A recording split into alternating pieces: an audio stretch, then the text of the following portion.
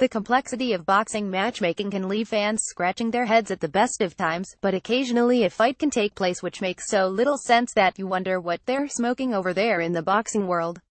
Deontay Wilder won the WBC heavyweight title in January 2015 after outpointing Stiverne. It was an average fight with few fireworks, although it did represent the first time that the heavy-hitting Wilder had failed to stop an opponent.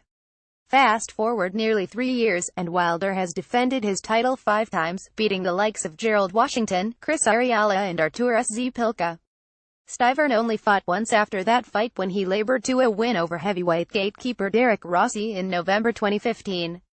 His second fight back will take place tonight, against Deontay Wilder, for the WBC heavyweight title, at the Barclays Center in New York. Wilder was originally scheduled to fight Luis Ortiz in a much-anticipated clash, but following a drug test failure for the unbeaten Cuban heavyweight, the replacement being Stiverne is another indicator of how flawed boxing rankings are.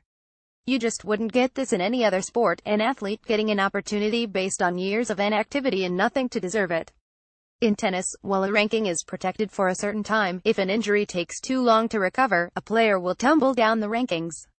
It's the same in golf and most individual sports. Simply existing on this planet isn't enough to be taken seriously, you actually have to work to get back to title contention.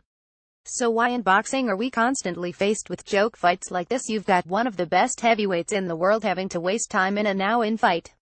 If Wilder wins, nothing happens to increase his stock. Even if he knocks out Stiverne in spectacular style, he's beaten a guy who has fought 10 rounds in 3 years.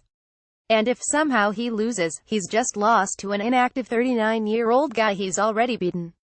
Stiverne weighed in 2.5 stone heavier than Wilder, who is at his best when relatively lean in the ring. Considering Stiverne's added weight, don't be surprised if this fight ends in the mid-rounds, and doesn't go the distance as the first bout did.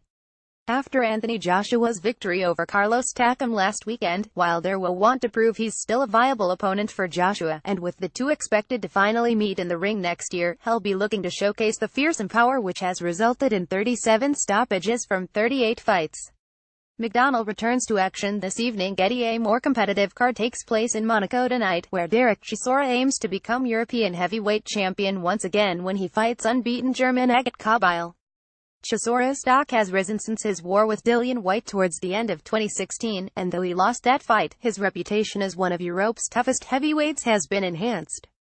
Kabyle's level of opposition has not been great, but sparring stories have indicated that he's a fighter with a lot of promise, and Chisora will have to be at his best to prove he is still a viable contender at heavyweight. The Brit is the betting favorite at 25, with Kabyle a 64 underdog. Elsewhere in Monaco, Britain's most unheralded world champion Jamie McDonnell defends his WBA bantamweight title against Liborio Solis. Scott Quigg meets Oleg Yefimовich at bantamweight, and Dimitri Bivol and Trent Broadhurst meet for the WBA light heavyweight title. Reuse content.